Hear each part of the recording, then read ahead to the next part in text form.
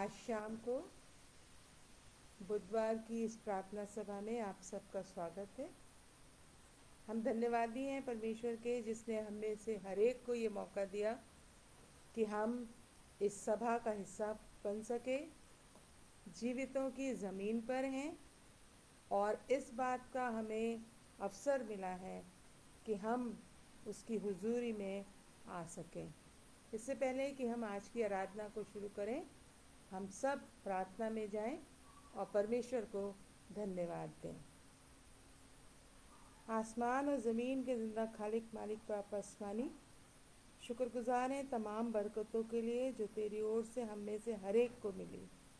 तूने इस महामारी में हम में से हर एक की हिफाजत की, हमें संभाला, हमें इस लायक बनाया कि हम तेरे भवन में जाने योग्य हुए, तेरे समीप आ सके। और आज इस दिन में जबकि ये मुकर्रर हुआ है चर्च की ओर से कि हम वेंसडे की आराधना सभा को किया करें, खुदावंद तूने हम में से हर एक को संभाला और ये मौका दिया कि हम इस शाम में तेरे कदमों पर हैं। हम में से हर एक की अपनी ज़रूरतें और फरियादें हैं, हमारी इच्छाएं हैं, हमारी बहुत सी ज़रूरतें खुदावंद जो तू जानता है, जो हम किसी और से नहीं कह सकते। हर एक बात को, हर एक चिंताओं को, हर एक ज़रूरतों को तेरे कदमों पर छोड़ते हुए इस समय चाहते हैं कि हमारे मनों से तू बातचीत कर और हम सिर्फ और सिर्फ तुझ पर फोकस करें। दुनिया की कोई भी चीज़, ना परेशानियाँ, ना कमियाँ, ना हमारी कमज़ोरियाँ, ना हमारी ज़रूरतें हमें परेशान करें इस मौके पर, बल्कि हम सबका ध्यान खुदावंद तेरी ओर हो और हम तेरी ओर निहारें, क्योंकि हम जानते हैं कि जिसने तेरी ओर देखा उनका मुंह कभी काला नहीं हुआ। होने दे खुदावंद हम में से हर एक का विश्वास यूं ही तुझ में बढ़ता फलता फूलता जाए। हमारा यहाँ जमा होना, आज की इस सभा का चलाया जाना, गीतों का गाया जाना, साज़ों का बजाया जाना, डायरेक्ट टेलीकास्ट का किया जाना, परमेश्वर का वचन बांटा जाना, सब तुझको ग्रहण योग्य है खुदावंद। हर एक बात में तेरी मौजूदगी चाहते हैं। दुष्ट और उसकी युक्तियों को बांधते हुए प्रार्थना को उद्धारकर्ता प्रभु यीशु के नाम से मांग लेते हैं, आमीन। आज शाम को हम अपनी आराधना में गीतों में शामिल होंगे। पहला गीत हमने चुना है हमदो सन्ना की किताब से, गीत नंबर 20, जंगली दरख्तों के दरमियान।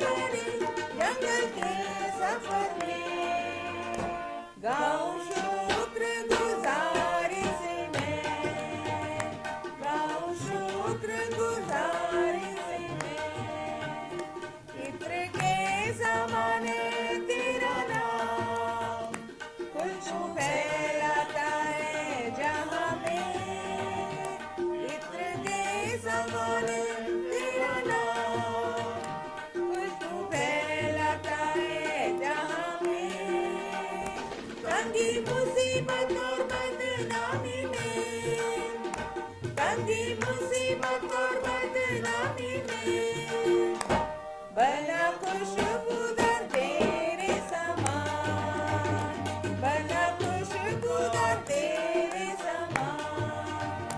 हम करूं अपने जीवन भरे जंगल के सफर में, गाऊं शुक्रगुजारी से मैं, गाऊं शुक्रगुजारी से मैं। घबराहट की लहरों में डर, डूबूं दुख के सागर में, घबराहट की लहरों में डर, डूबूं दुख के सागर में। अपने जोरों में हाथ को बढ़ा, अपने जोरों में हाथ को बढ़ा, मुझे अपने सीने से लगा, मुझे अपने सीने से लगा। हम करूं अपने जीवन भरे जंगल के सफर में, गाऊं शुक्रगुजारी से मैं, गाऊं शुक्रगुजारी से मैं। अभी आ रहा हूँ तेरे पास, पूरी करने को तेरी मर्जी। अभी आ रहा हूँ तेरे पास, पूरी करने को तेरी मर्जी। ताकि दे दूं मैं काम को अंजाम, ताकि दे दूं मैं काम को अंजाम। पाऊं तेरे दीदार का इनाम, पाऊं तेरे दीदार का इनाम। हम करूं अपने जीवन भरे जंगल के सफर में, गाऊं शुक्रगुजारी से मैं, गाऊं शुक्रगुजारी से मैं।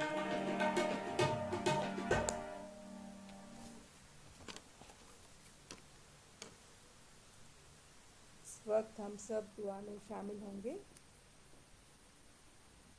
और हम में से हर एक जो इस सभा में डायरेक्ट इनडायरेक्ट किसी भी तरीके से जुड़ा है, वो अपने मनों को खुदा उनके ज़रूर उठाए, अपनी सारी ज़रूरतें, फ़िक्रें, चिंताएं और बोझ अपने उस पर डालें, क्योंकि ऐसा उसका वादा है कि अपनी सारी चिंताएं मुझ पर डाल दे। उसे हमसे ज़्यादा हमारी चिंता है। इस विश्वास के साथ हम प्रार्थना में अपने सरों को झुकाएं और परमेश्वर के हुजूरी को अपने अपनी जगहों पर महसूस करें। आसमानी बाप, एक बार फिर से हम तेरे कदमों पर हैं और शुक्रगुजार हैं इस मौके के लिए जो तेरी ओर से हम में से हर एक को मिला, कि हम इस शाम के समय तेरे कदमों पर हैं। हम जानते हैं खुदाम, ये वो समय है जो तुझको सबसे अजीज़ है, और जब संसार की तूने रचना की और मनुष्य को बनाया, तब भी तुझे ये वक्त अच्छा लगता था कि तू अपने लोगों से मुलाकात करे।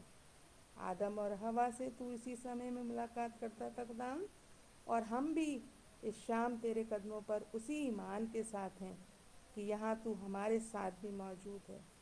हम में से हर एक जो इस प्रार्थना का हिस्सा है, खुदावंद हमारे मनों से तू बातचीत कर, हमें इस लायक बना कि हम तेरी मर्ज़ी को अपने जीवनों में समझ सकें, तेरे वचनों को अपने हृदय में गहराई से बचने दें और कोशिश करें जितना भी हो सके हम उन पर अमल करने वाले हो सकें।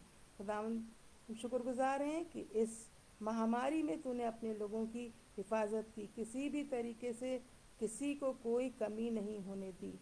तूने हर एक को संभाला। जहाँ कोई तेरा इंसान, तेरा शख्स, तेरा बंदा दुष्ट की उस चाल में फंसा भी खुदावंद, बीमारी के पंजे में फंसा भी खुदावंद, लेकिन तूने अपने दूतों के द्वारा उनकी रहनुमाई की, उन्हें संभाला।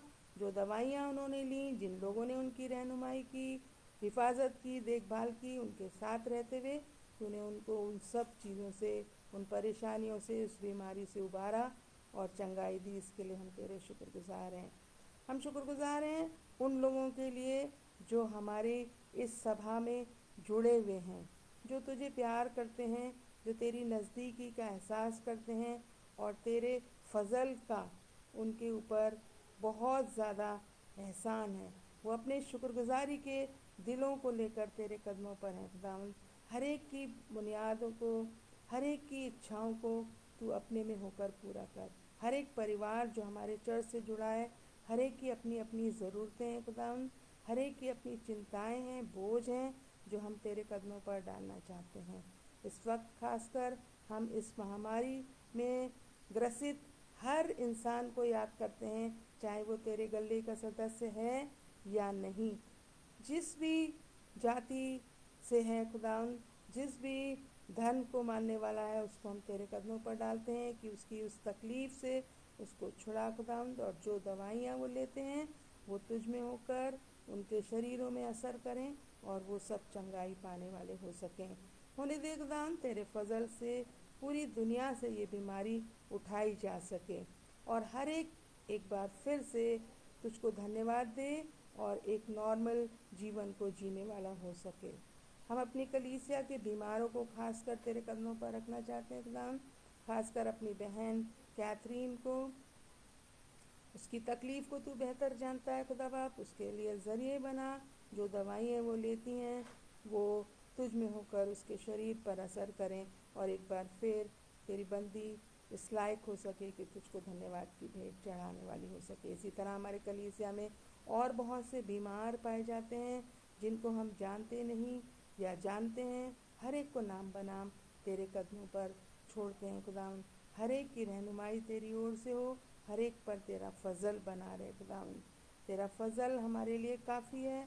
हम सब इस बात का एहसास करते, जानते और पहचानते हैं। हमने महसूस किया है इस पेंडेमिक के पीरियड में कि तेरा फजल आज भी हम में से हर एक के लिए काफ़ी है खुदावंद। हम अपने चर्च लीडर्स को, सारे बिशप्स को, सारे डीएसएस को, सारे पास्टर्स को, अपने चर्च के तमाम पास्टर्स को, उनके फैमिलीज़ को, सबको तेरे कदमों पर डालते हैं खुदा बाप। उनकी भी अपनी बहुत सी ज़रूरतें हैं, परेशानियां हैं, चिंताएं हैं जो वो किसी से कह नहीं सकते। उनको भी खुदावन तू उन सब से नजात दिला, उनको छुटकारा दे। उनके मनों से बातचीत कर कि वो हमारे चर्च का एक अच्छा इंतज़ाम करें और हमारा एक चर्च इस जगह पर नहीं लेकिन पूरे देश और संसार में एक अग्रणीय स्थान प्राप्त करने वाला हो सके।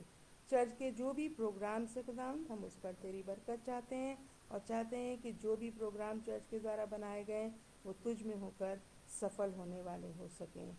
आज इस सभा को चलाने में जितने भी लोग मददगार हैं खुदावंद, तो नाम बनाम जानता है, उनके परिवारों को, उनको तमाम बरकतों से मामूर कर और होने दे कि वो इसी तरह से और बहुतायत से तेरे लिए इस्तेमाल किए जा सकें।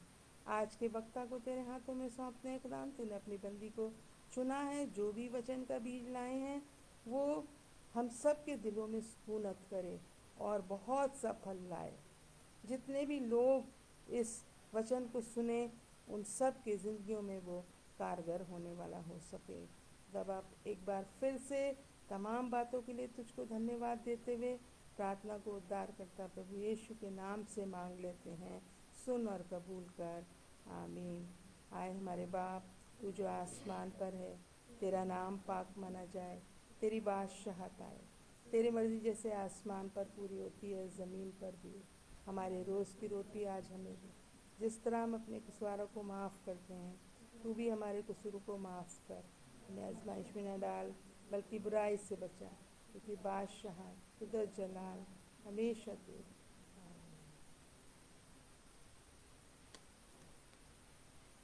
आज शाम के लिए जो वचन चुना गया है वो है यूहन्ना की इंजील, उसका 15वां बाब, उसकी पहली 12 आयतें मैं अपने और आप सब के लिए यहाँ से पढ़ूँगी। यूहन्ना की इंजील, उसका 15वां बाब, उसकी पहली 12 आयतें।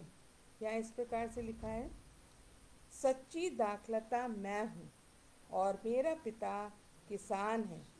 जो डाली मुझ में है वो नहीं फलती, वो उसे काट डालता, और जो फलती है वो उसे छांटता है ताकि और फले। तुम तो उस वचन के कारण जो मैंने तुमसे कहा शुद्ध हो। तुम मुझ में बने रहो और मैं तुम में। जैसे डाली यदि दाखलता में बनी ना रहे तो अपने आप से नहीं फल सकती, वैसे ही तुम भी यदि मुझ में बने ना रहो तो नहीं फल सकते। मैं दाखलता हूँ, तुम डालियाँ हो। जो मुझ में बना रहता है और मैं उसमें, वो बहुत सा फल लाता है, क्योंकि मुझसे अलग होकर तुम कुछ भी नहीं कर सकते। यदि कोई मुझ में बना ना रहे तो वो डाली की नाई फेंक दिया जाता और सूख जाता है, और लोग उन्हें बटोर कर आग में झोंक देते हैं कि और वो जल जाती है। यदि तुम मुझ में बने रहो और मेरी बातें तुम में बनी रहें तो जो चाहो वो तुम्हारे लिए हो जाएगा। मेरे पिता की महिमा इसी से होती है कि तुम बहुत सा फल लाओ, तभी तुम मेरे चेले ठहरोगे। जैसा पिता ने मुझसे प्रेम रखा वैसे ही मैंने तुमसे प्रेम रखा। मेरे प्रेम में बने रहो। यदि तुम मेरी आज्ञाओं को मानोगे तो मेरे प्रेम में बने रहोगे, जैसा कि मैंने अपने पिता की आज्ञाओं को माना और उसके प्रेम में बना रहता हूँ। मैंने ये बातें तुमसे इसलिए कहीं कि मेरा आनंद तुम में बना रहे और तुम्हारा आनंद पूरा हो जाए। मेरी आज्ञा ये है कि जैसा मैंने तुमसे प्रेम रखा वैसे ही तुम भी एक दूसरे से प्रेम रखो। परमेश्वर के वचन के पढ़े और सुने जाने पर आशीष होने। आमीन। इस वक्त वचन का बीज बोने के लिए मैं मिसेस सुनीता जोसेफ को आमंत्रित करूंगी कि वो आज शाम के लिए हमारे साथ वचन शेयर करें।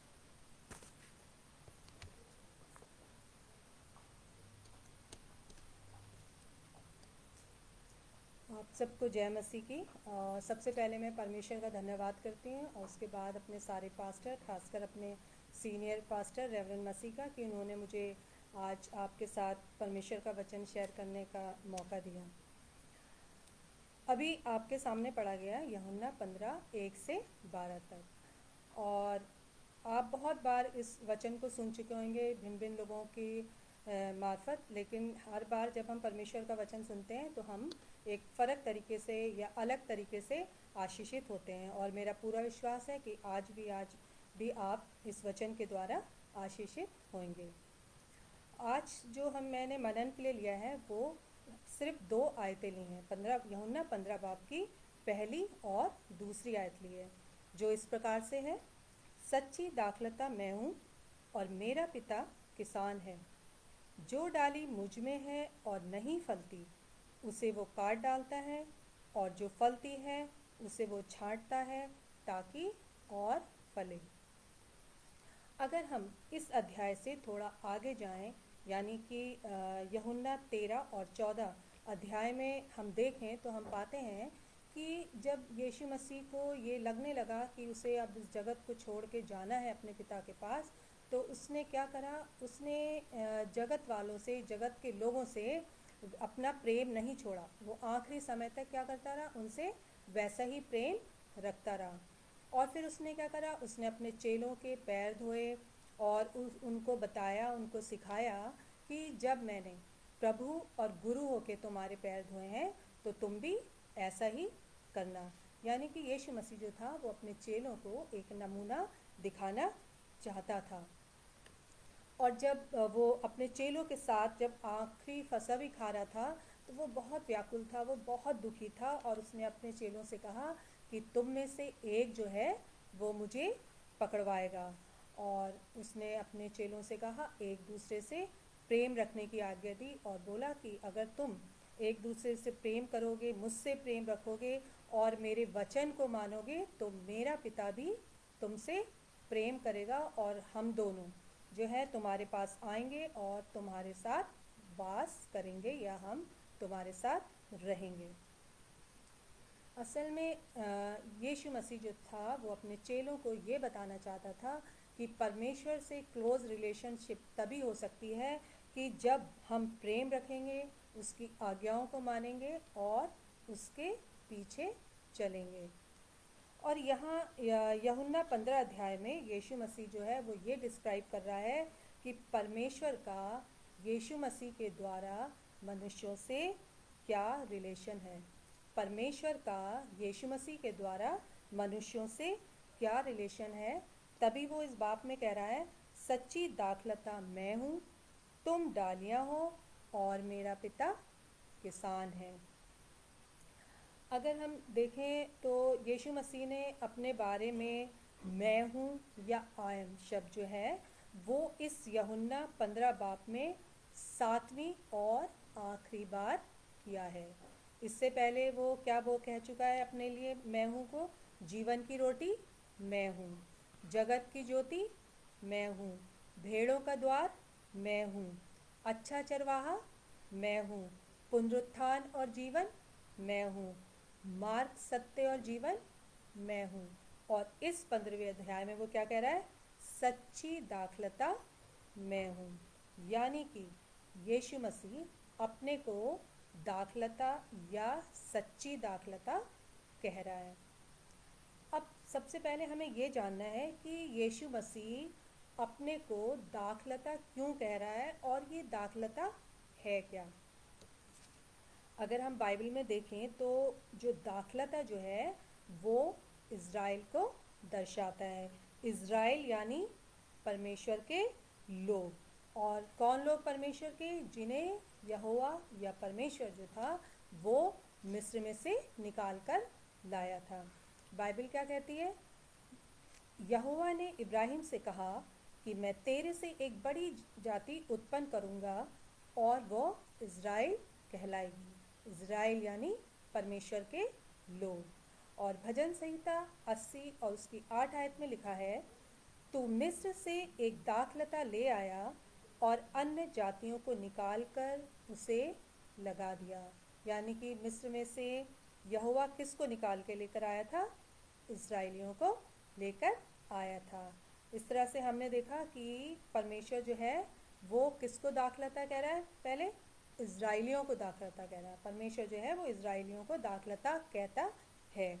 और वो परमेश्वर जो था वो ये चाहता था कि जब वो मिस्र से अपने लोगों को निकाल के लाया था तो वो ये चाहता था कि मैं उनको अच्छी से अच्छी चीज़ें दूँ, अच्छी जगह जगह में रखूँ और उनको, और वो लोग खूब फूले फलें, खूब आशीषित हों और उसके बाद परमेश्वर की महिमा करें। लेकिन क्या ऐसा हुआ था? ऐसा नहीं हुआ था। इस्राएली लोग क्या करते थे, थोड़े समय के लिए तो परमेश्वर की आज्ञा को मानते थे, लेकिन फिर क्या होता था, वो उसकी आज्ञा का उल्लंघन करते थे, फिर अपने उन्हीं पुरानी बातों में लौट जाते थे, उसकी आज्ञा को नहीं करते थे, नहीं मानते थे और हर वही काम करते थे जो परमेश्वर ने उनको मना किया था। यानी कि कहने का मतलब ये है कि वो हर काम इजरायली वो करते थे जो परमेश्वर नहीं चाहता था, कि परमेश्वर ने उन्हें मना किया था। तो ऐसा करने से वो आशीषित नहीं हो पाते थे और परमेश्वर की जो योजना थी इस्राएलियों के लिए इस कारण पूरी नहीं हो पाई। या हम कह सकते हैं कि परमेश्वर जिस तरीके से इजराइलियों को बनाना चाहता था वो उनको बना नहीं पाया। और बाइबल में भी हमें जगह जगह देखने को मिलता है कि कैसे इस्राएलियों ने परमेश्वर की आज्ञा का उल्लंघन किया, उसकी आज्ञा को नहीं माना और वो सब नष्ट भी हुए।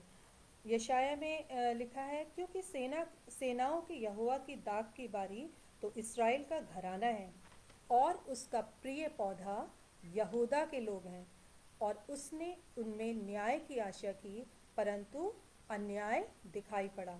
उसने धर्म की आशा की परंतु उसे चिल्लाहट ही सुनाई पड़ी।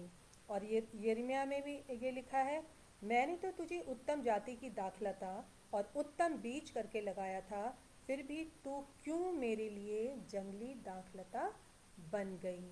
यानी कि परमेश्वर ने तो हर अच्छी चीज़ देना चाही थी, लेकिन इसराइलियों ने उसकी आज्ञा का पालन नहीं किया और नष्ट होते गए।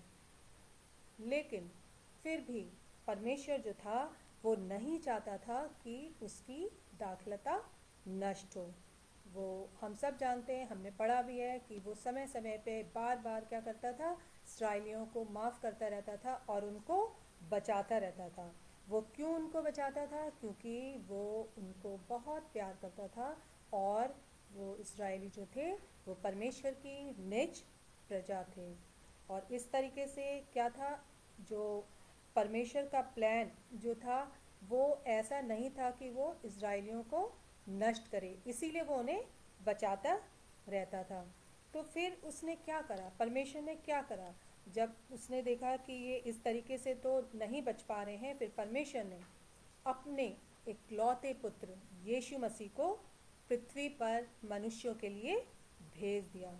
यानी कि उस इज़राइल की जगह यीशु मसीह जो था वो हमारे बीच में आया और परमेश्वर ने एक नया रिलेशन मनुष्यों के साथ यीशु मसीह के द्वारा बनाया। परमेश्वर ने एक नया रिलेशन मनुष्यों के साथ, हम लोगों के साथ यीशु मसीह के द्वारा बनाया। और इसीलिए इस अध्याय में यीशु मसीह अपने को दाखलता यानी इज़राइल कहता है। और सिर्फ दाखलता ही नहीं कहता है, वरन क्या, सच्ची दाखलता या ट्रू वाइन कहता है।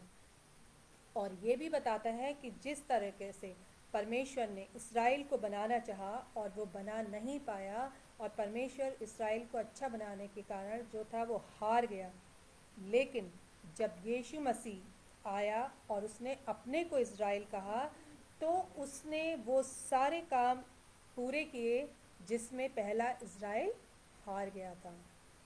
परमेश्वर यीशु मसीह ने वो सारे काम इसलिए करे कि उसमें वो सब कुछ था जो परमेश्वर जो था चाहता था। जो परमेश्वर यीशु मसीह से चाहता था, यीशु मसीह ने वो सारे काम पूरे किए। यशाया की किताब में लिखा है कि इज़राइल हार गया और इस हार से उसने एक रास्ता बनाया जिससे परमेश्वर के वो वचन पूरे होंगे जो हो नहीं पाए और सारे संसार का उद्धार होगा। हम सब जानते हैं वो रास्ता कौन बना। वो रास्ता प्रभु यीशु मसीह बना और जिसके द्वारा क्या हुआ, सारे संसार का उद्धार हुआ। और जब यीशु मसीह संसार में आया तो वो दाखलता बन के आया, सच्ची दाखलता बन के आया। और परमेश्वर ने जो रिश्ता इसराइलियों से बनाया था, जिसे वो दाखलता कहता था, वो अब यीशु मसीह से बनाया। आगे की आयत बताती है, मेरा पिता किसान है। अब यीशु मसीह ने पहले क्या कहा कि सच्ची दाखलता मैं हूँ। अब वो कह रहा है मेरा पिता किसान है, यानी कि वो अपना रिलेशन और परमेश्वर का रिलेशन बता रहा है कि अपना और परमेश्वर का रिलेशन हमको बता रहा है। और हम सब जानते हैं कि किसान का क्या काम होता है। एक किसान का काम होता है अपने खेत को खूब अच्छी तरह से जोतना, उसमें अच्छा से अच्छा बीज डालना, उसमें पानी देना, पौधों को पानी देना, अच्छी खाद देना, समय समय पे उसकी निराई गुड़ाई करना, और और उसमें से क्या करना, जंगली पौधों को निकालना, ताकि उसकी फसल जो है वो बहुत अच्छी हो। और इन सब के बाद एक किसान का सबसे जो मुख्य काम होता है वो होता है अपने खेत की सुरक्षा करना। वो अपने खेत की सुरक्षा करता है। किसान का जो सबसे खास काम होता है अपने निराई गुड़ाई और खाद पानी के बाद अपने खेत की सुरक्षा करना। हम पुराने नियम में अगर हम देखें तो हम क्या पाते हैं, परमेश्वर को दाख की बारी का स्वामी कहा गया है। परमेश्वर को दाख की बारी का स्वामी कहा गया है। उसी तरीके से यीशु मसीह का भी यहाँ कहने का अर्थ ये कि मैं दाखलता हूँ, मेरा पिता किसान है।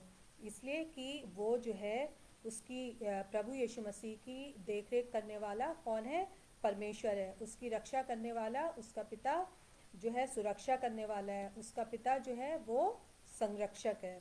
इसीलिए वो अपने पिता को क्या कह रहा है कि मेरा पिता जो है किसान है, वो उसकी रक्षा करता है।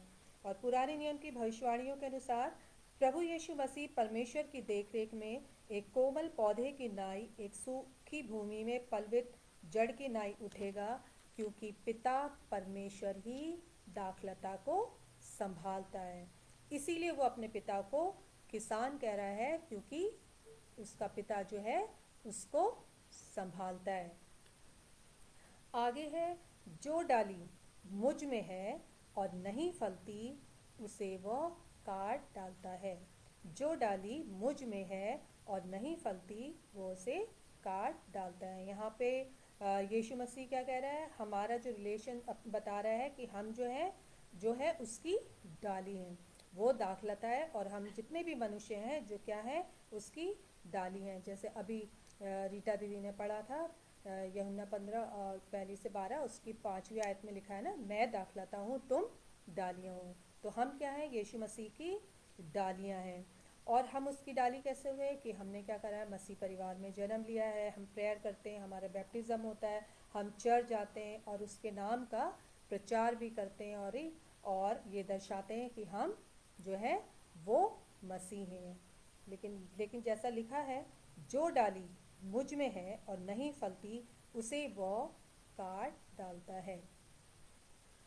अगर हम बाइबल में देखें तो पाएंगे, जब इस्राएली लोग दाग की बारी लगाया करते थे, तो वो उन लताओं की जो थी उन्हें बोने, उगाने, रखवाली करने का उनको सब कुछ अच्छा ज्ञान था। और उनको ये भी पता था कि ये जो लताएं हैं ये शोभा देने के लिए नहीं है, सुंदरता के लिए नहीं है, ये जो है फल लाने के लिए है।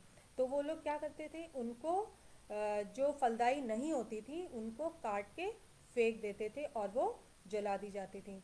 और जो अच्छी होती थी, उन जो फल लाने वाली होती थी, वो उनकी खूब अच्छी तरीके से देखभाल करते थे।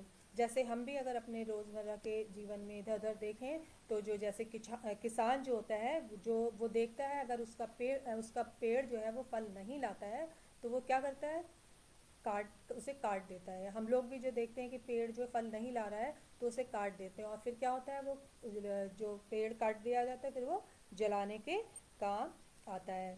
इसी तरीके से हमारा पिता या परमेश्वर जो किसान ये देखता है कि जो हम सब जो यीशु में हैं या बने हुए हैं, या जो हम मसीही कहला रहे हैं, या हम जो उसकी डाल की तरह हैं, क्या हम सच्चे मसीही हैं या नहीं। और अगर हम सच्चे मसीह नहीं होंगे, उसकी आज्ञा को नहीं मानेंगे, तो हम फलवंत नहीं होंगे। और फलवंत अगर हम नहीं होंगे तो उस दाखलता में बने नहीं रहेंगे। जैसे कि एक किसान अपने पेड़ में फल नहीं लगता तो उसे काट डालता है, तो हम भी अगर मसीही हैं लेकिन जुड़े होने के बाद हम फलवंत नहीं हैं, तो हम भी क्या होंगे, पिता या किसान के द्वारा काट दिए जाएंगे। तो अब हमें ये साबित करना है कि अगर हम मसीह तो कहलाते हैं, तो क्या हमारा जो जीवन है वो यीशु मसीह की इच्छा के अनुसार है या नहीं। हम पूर्ण रूप से यीशु मसीह को फॉलो कर रहे हैं या नहीं, या हमारा जीवन जो है सिर्फ एक दिखावा है, या हमारे अंदर फल आ रहे हैं या नहीं। क्योंकि मसीह में बने रहने के लिए हमें क्या करना है, क्योंकि हम जब हम वचन जैसा बता रहा है कि प्रभु यीशु मसीह दाखला था, हम डाली हैं। अगर हम डाली मसीह में बने रहना चाहते हैं तो हमें क्या करना है, हमें फलवंत होना बहुत ज़रूरी है। और फलवंत होने के लिए या यीशु में बने रहने के लिए हमारे जीवन में क्या होना चाहिए, आत्मा के सारे फल पाए जाने चाहिए। और ये आत्मा के फल आपको कहाँ मिलते हैं, गलातियों 5 उसकी 22 में, प्रेम, आनंद, शांति, धीरज, कृपा, भलाई, विश्वास, नम्रता और संयम। ये सब जो है हमारे जीवन में ये आत्मा के फल होने चाहिए। जब ये फल हमारे जीवन में होंगे तो हम यीशु मसीह में एक डाली के समान बने रहेंगे। बहुत सी बार हम लोगों के जीवनों में और अपने ही जीवनों में देखते हैं कि बाहर से से तो लोग हमें देख के कि हम प्रेयर कर रहे हैं, हम परमेश्वर का प्रचार कर रहे हैं, तो लोगों को ऐसा लगता है कि हम जो हैं वो बहुत ज़्यादा मसीही हैं। लेकिन जब हम घर आते हैं, जो हमारा निजी या हमारी पर्सनल लाइफ होती है वो कैसी होती है, लड़ाई झगड़े वाली, घमंड वाली, अशांति फैलाने वाली होती है। और एक दूसरे की बुराई करने वाली होती है, एक दूसरे को नीचा दिखाने वाली होती है। तो ऐसे क्या लोग जो हैं वो एक डाल की तरह मसीह में बने रह सकते हैं? कभी नहीं रह सकते हैं। तो इसलिए अगर हम फलवंत हैं और डाल में बने रहना चाहते हैं तो हमें क्या करना है, ये आत्मा के सारे फल हमारे जीवनों में होना बहुत ज़रूरी है। और अगर ये आत्मा के फल हमारे जीवन में होंगे तो ऐसा हो ही नहीं सकता कि वो ना दिखें। ये सारे फल जो हैं वो हमारे चलने फिरने से, हमारे बोलने से, हमारे विचारों से, हमारे कार्यों से सबको दिखेंगे। और हमारे इन बातों को देख के, हमारे इन फलों को देख के लोग कह सकते हैं कि हम जो है मसीह में बने हुए हैं। क्योंकि यीशु मसीह जो क्या है, अपनी शाखा को जो अच्छे फल लाती है संभालता ज़रूर है। इसलिए हमारे जीवनों में आत्मा के सारे फल होना बहुत ज़रूरी है, तभी हम यीशु मसीह की डाल में बने रह सकते हैं। आगे लिखा है और जो डाली फलती है उसे वो छांटता है ताकि और फले। अब हम ये सोचें कि हमारे अंदर आत्मा के सारे फल हैं और हमारी जो है यीशु मसीह से बहुत ज़्यादा क्लोज़ रिलेशनशिप है। हम घमंड नहीं करते हैं, हम किसी को नीचा नहीं दिखाते हैं, और हम बहुत परमेश्वर का प्रचार करते हैं, उसकी महिमा के लिए लोगों को जाके सुसमाचार सुनाते हैं, और या हम कहें कि हम यीशु मसीह के सच्चे फॉलोवर हैं। अब हमारे जीवन में कोई भी तकलीफ़ या परेशानी नहीं आएगी। लेकिन ऐसा नहीं है, ये सोच जो है वो गलत है, ये सत्यता नहीं है। जिस प्रकार से एक किसान अपने फलदायक पेड़ की समय समय पर काटता छांटता रहता है कि वो अच्छे से अच्छा फल लाए, उसी तरीके से जब हमारे जीवनों में भी पेन होता है, परेशानियाँ होती हैं, तकलीफ़ें होती हैं, तो क्या होता है, उस समय यीशु मसीह भी हमारी जो है परमेश्वर कटाई छटाई कर रहा होता है, हमारी ट्रिमिंग कर रहा होता है। वो उन सब चीज़ों को हमारे सामने से हटा रहा होता है जो कि हमें आगे बढ़ने से रोकती हैं। वो हमें बहुत स्ट्रॉन्ग बनाता है, वो हमें परेशानियों को झेलना सिखाता है ताकि हम क्या बने, मजबूत और ताकतवर बने और परमेश्वर पे विश्वास करें, और उसमें उसके विश्वास में जो है वो आगे बढ़ते जाएं। और हमारा रिलेशन, जब हम विश्वास में आगे बढ़ेंगे तो हमारा रिलेशन जो है वो प्रभु से क्या होगा, बहुत ही ज़्यादा दृढ़ हो जाएगा, और इस तरीके से हम जो है वो दाखलता में हमेशा बने रहेंगे। ये सारे पॉइंट्स जो मैंने आपके बताए, तो इस तरीके से हमने देखा कि किस तरीके से प्रभु यीशु मसीह ने परमेश्वर का संबंध अपने द्वारा हमारे साथ बताया।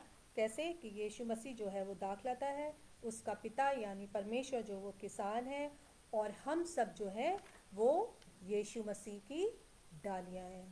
और अगर हम चाहते हैं कि हम जो डालियाँ हैं वो दाखलता में हमेशा बनी रहें, अच्छे फल लाएं, और अच्छे फल न लाने के कारण पिता परमेश्वर या किसान के द्वारा काट ना दिए जाएं, तो और अलग ना किए जाएं, तो इस चीज़ के लिए आज हमें क्या करना है, हमें परमेश्वर के वचन को पढ़ना है, उसकी आज्ञाओं का पालन करना है, उसके जीवित वचन में हमेशा बने रहना है।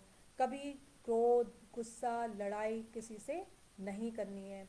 हमें अपने साथियों को, एक जिनसे भी हम मिलते हैं, एक दूसरे को क्या करना है, ऊंचा उठाना है, उनकी उन्नति को देख के जलना नहीं है, एक दूसरे को आगे बढ़ाना है। और ख़ास हमें क्या करना है, हमें प्रेम का व्यवहार करना है। जैसे मैंने स्टार्टिंग में बताया था कि जब यीशु मसीह को पता चला कि उसे अब जगत छोड़ के पिता के पास जाना है, तो उसने अपने चेलों से एक दूसरे से प्रेम करने की आज्ञा दी थी।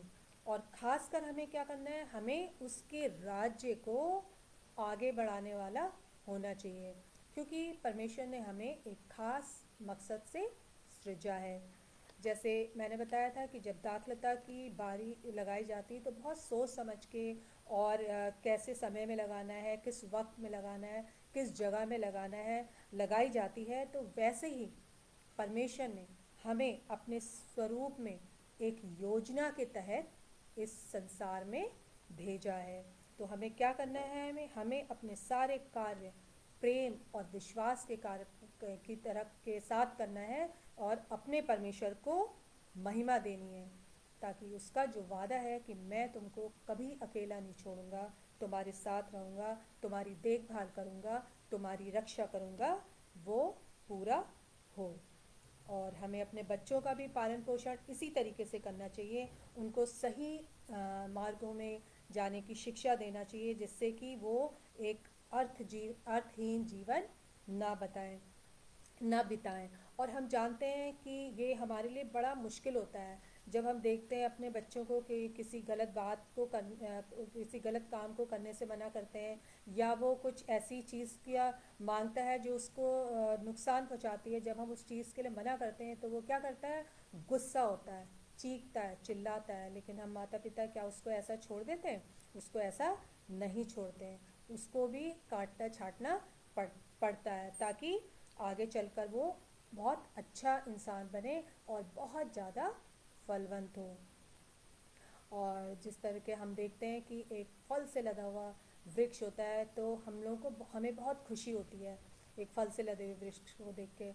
और फल का काम जो होता है वो हम लोगों को इंसान हम सबको खुशी देने के साथ साथ, खाने के साथ साथ खुशी देने का भी काम देता है। लेकिन उसका खुशी देना और खाना ही काम नहीं होता है, वरन फल का काम बहुत सा फल लाना भी होता है। तो हमें क्या करना है, इसलिए हम सबको भी बहुत सा फल लाना है और अपने फलों या अच्छे कामों के द्वारा परमेश्वर के जीवित वचन को फैलाना है। परमेश्वर आप सबको आशीष दे। Thank you.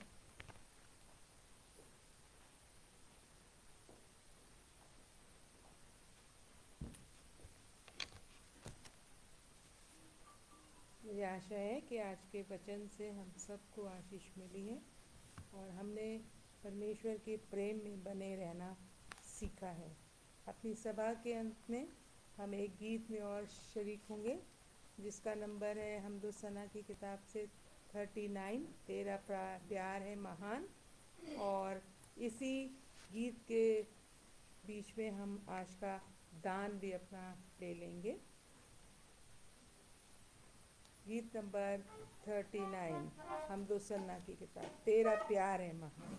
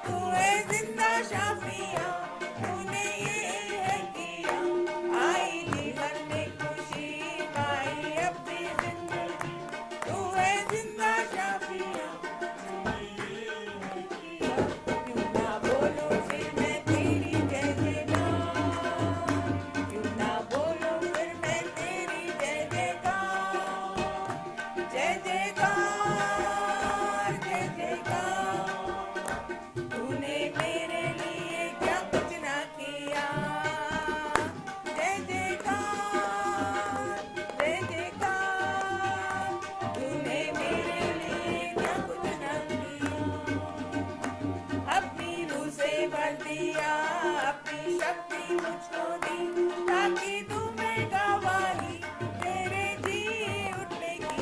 अपनी रूह से भर दिया, अपनी शक्ति मुझको दी, ताकि दूं मैं गवाही तेरे जी उठने की। कितना बोलूं मैं तेरी जय जयकार, कितना बोलूं मैं तेरी जय जयकार, जय जयकार, जय जयकार।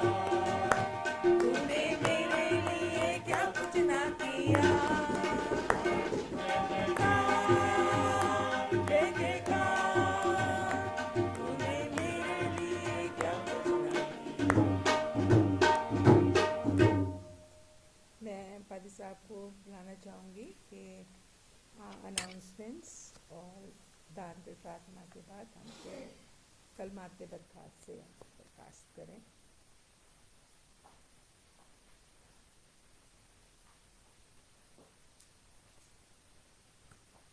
आज की इबादत के लिए, संचालन के लिए, मैसेज के लिए हम धन्यवादित हैं मिस रीता लाल के। उन्होंने बहुत अच्छी तरह से आज की वेंसडे फेलोशिप का संचालन किया। और मैसेज के लिए मिसेस सुनीता जोसेफ का भी धन्यवाद करते हैं। अच्छा मैसेज हम सब तक पहुंचा और हम सब लोग उससे ब्लेस हुए। अपने इस मीडिया टीम के भी हम शुक्रगुजार हैं, मिस्टर एरन डोनाल्ड, सैम के, और साथ साथ अपने इवेंजलिज्म कमेटी के chairman mister Dayanidhi Dillu, mister Morris Massey साहब के, साथ साथ राजेश लाल के। सारे अरेंजमेंट के लिए हम आप सबका हृदय से धन्यवाद करते हैं। हमारी संडे वर्शिप सर्विस सुबह 10 बजे पहली आराधना होती है और दूसरी आराधना शाम को 5 बजे होती है। जो भी लोग इच्छुक हैं उसमें हिस्सा लेने के, आप अपना नाम लिखवा सकते हैं या फ़ोन से बता सकते हैं और आराधना का हिस्सा हो सकते हैं। हमारी प्रेयर मीटिंग्स भी 2 तारीख से शुरू होने जा रही हैं और जिसकी सूचना आप सबको दे दी जाएगी। ऐसे में एक दूसरे के लिए प्रार्थना करें, एक दूसरे को इनकरेज करें और महामारी को भी ध्यान में रखते हुए अपना ध्यान रखें, परिवार का भी ध्यान रखें। प्रभु आप सबको बहुत बहुत आशीष दे। हम प्रार्थना करेंगे। प्रभु हमारे आसमानी बाप, हम तेरा हृदय से धन्यवाद करते हैं आज के जीवित वचन के लिए प्रभु, जो मिसेस जोसेफ के द्वारा हम सब तक पहुंचा और हम सब लोग उससे ब्लेस हुए हैं। प्रभु आज के वचन पर हम तेरी बरकत चाहते हैं। पूरी आराधना के लिए भी हम तेरा धन्यवाद करते हैं। जितने लोग प्रभु हमारी आज की आराधना से ऑनलाइन जुड़े रहे, हर एक के लिए हम दुआ करते हैं कि अपनी उत्तम आशीषों से उन्हें परिपूर्ण करना। जो दान तेरे बेटे और बेटियों ने तेरी सेवा के लिए दिया है प्रभु, तू इसे ग्रहण कर और देने वालों को बहुत आयत से दे। तेरे मीठे पवित्र नाम में होकर मांगते हैं, आमीन। और अब हमारे प्रभु यीशु क्रिस्ट का अनुग्रह, परमेश्वर पिता का प्रेम, पवित्र आत्मा की सहभागिता हम में से प्रत्येक जन के साथ अब से अब तक होती रहे, आमीन।